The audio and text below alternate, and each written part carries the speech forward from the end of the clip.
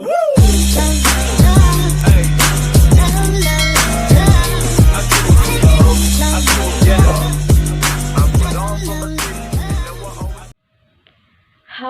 Assalamualaikum warahmatullahi wabarakatuh. Salam sejahtera untuk kita semuanya. Salam Om Swastiastu, Namo Buddhaya, Salam Kebajikan. Perkenalkan, nama saya Alfidian Ismi, NIM 8111419 Rombel 6 Fakultas Hukum Universitas Negeri Semarang. Untuk memenuhi nilai ujian akhir semester saya dengan mata kuliah Hukum Internasional, saya akan mempresentasikan mengenai sumber-sumber dari hukum internasional. Langsung saja kita pada pembahasannya. Sumber hukum internasional merupakan suatu sumber hukum yang tertulis. Adapun dua tempat yang menyantumkan bahwa sumber hukum internasional merupakan suatu sumber hukum yang tertulis, yaitu pada pasal 7 Konvensi Den Haag 12 pada tanggal 18 Oktober 1907, yang mana pada saat itu mendirikan Mahkamah Internasional Perampasan Kapal Laut atau biasa disebut International Price Court. Dan pada pasal 38 Piagam Mahkamah Internasional Permanen pada tanggal 16 Desember 1920. Pada pasal 38 Piagam Mahkamah Internasional ini juga tercantum pada Piagam PBB pada tahun 1945. Di dalam Piagam Mahkamah Internasional ini menggunakan beberapa sumber hukum, yakni yang pertama, perjanjian internasional, baik yang bersifat umum maupun yang bersifat khusus, dan mengandung ketentuan hukum yang diakui secara tegas oleh negara-negara yang bersengketa. Yang kedua, yaitu kebiasaan internasional, merupakan suatu bukti dari suatu kebiasaan umum yang telah diterima sebagai hukum. Yang ketiga, yaitu prinsip hukum, merupakan suatu yang diakui oleh bangsa-bangsa yang beradab. Yang keempat, yakni keputusan pengadilan dan ajaran para sarjana yang terkemuka menjadi sebagai tambahan untuk menetapkan kaidah hukum. Sumber hukum formal dibagi menjadi dua. Yang pertama yaitu sumber hukum primer atau utama yang menjadi golongan sumber hukum terdahulu. Yang kedua yaitu sumber hukum tambahan atau subsidiar, merupakan suatu keputusan pengadilan dari ajaran para sarjana yang terkemuka dari berbagai negara. Secara umum, sumber hukum internasional meliputi yang pertama, perjanjian internasional. Perjanjian yang diadakan antara anggota satu dengan anggota lainnya atau masyarakat bangsa-bangsa yang bertujuan untuk mengakibatkan hukum tertentu.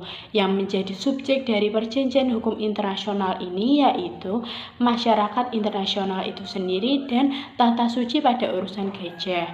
Pada awal mulanya, perjanjian ini hanya diikuti oleh beberapa organisasi dan negara saja. Contohnya pada perjanjian Amerika Serikat dengan PBB yang membahas mengenai status dari tempat kedudukan PBB di New York. Pada hukum perjanjian internasional ini terjadi pada tahun 1963 di Vienna yang menegaskan bahwa konvensi ini hanya mengatur perjanjian antar negara, bukan mengenai satu negara atau urusan nasionalnya. Pada perjanjian internasional ini terdapat beberapa istilah, yaitu diantaranya traktat, konvensi, piagam, charter, deklarasi, protokol, arrangement, accord, modus vivendi, and covenant. Pada praktiknya, beberapa negara membedakan perjanjian internasional ada dua golongan, yaitu pada satu pihak menyatakan bahwa ada 3 tahapan untuk menyatakan perjanjian internasional, yaitu tahapan perundingan, penandatanganan, dan ratifikasi. Biasanya digunakan untuk persetujuan dari badan yang memiliki hak untuk mengadakan perjanjian tersebut. Dan pada pihak kedua menyatakan terdapat 2 tahapan untuk melakukan perjanjian internasional, yaitu perundingan dan penandatanganan. Hal ini biasanya dilakukan untuk perjanjian yang cepat atau perjanjian yang dalam waktu jangka pendek. Setelah adanya Undang-Undang Republik Indonesia Nomor 24 Tahun 2002 tentang Perjanjian Internasional, ratifikasi atau pengesahan perjanjian internasional yang dilakukan dengan undang-undang atau keputusan presiden yang ada di dalamnya. Adapun 6 klasifikasi perjuangan menurut materi pengesahan yang perlu dilakukan di dalam undang-undang, yaitu yang pertama masalah politik, perdamaian, pertahanan, dan keamanan negara. Yang kedua, yaitu perubahan wilayah atau penetapan batas wilayah negara Republik Indonesia itu sendiri. Dan yang ketiga, kedaulatan atau hak berdaulat negara. Yang keempat, hak asasi manusia dan lingkungan hidup yang ada di dalamnya. Yang kelima, yaitu pembentukan kaidah hukum baru. Dan keenam, yang terakhir adalah pinjaman dan atau hibah luar negeri yang ada dalam perjanjian internasional tersebut.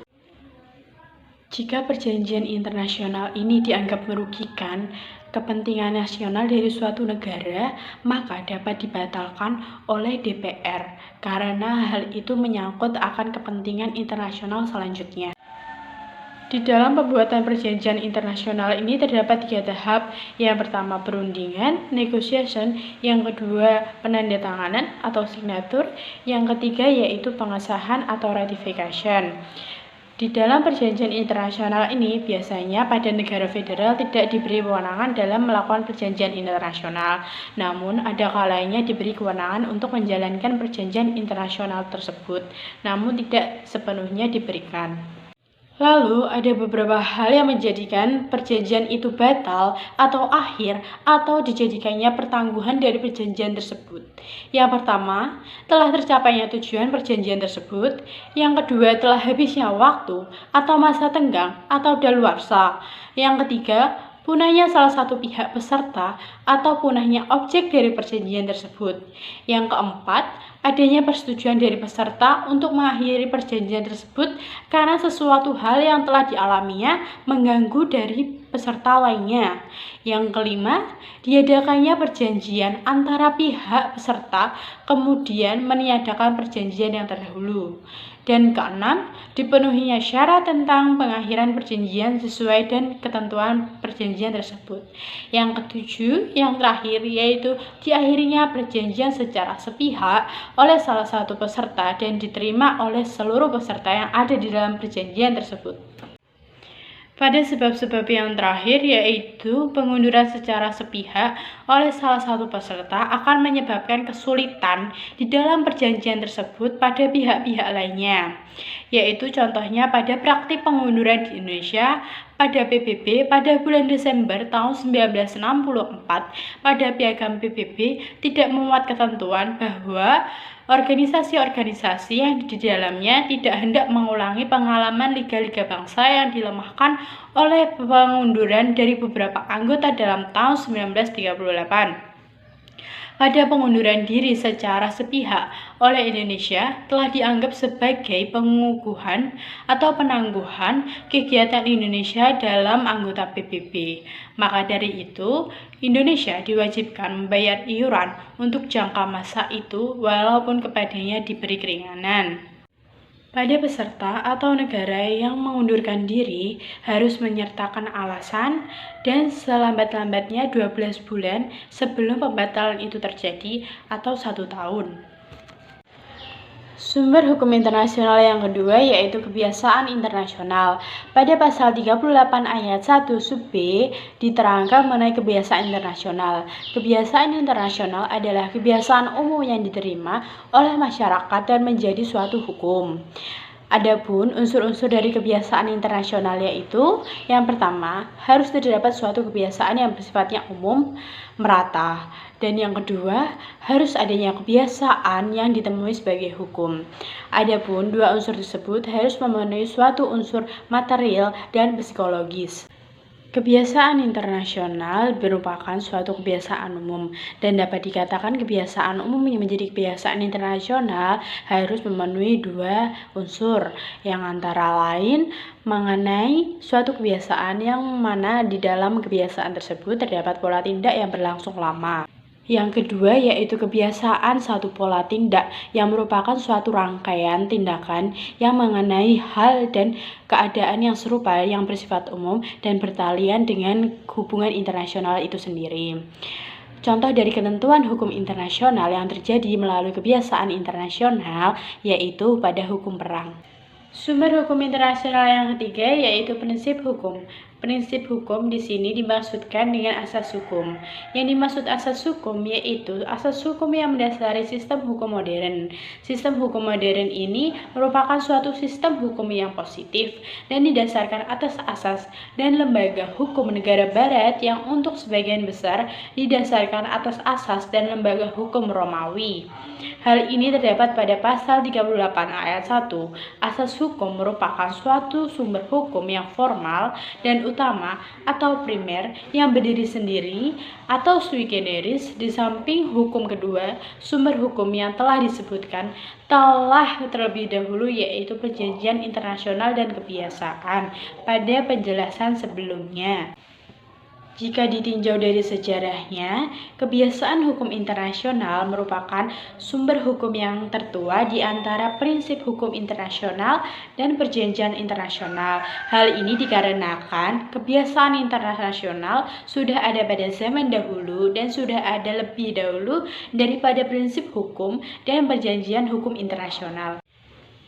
Sekian penjelasan saya mengenai sumber-sumber hukum internasional. Kurang lebihnya mohon maaf. Wassalamualaikum warahmatullahi wabarakatuh. Dadah.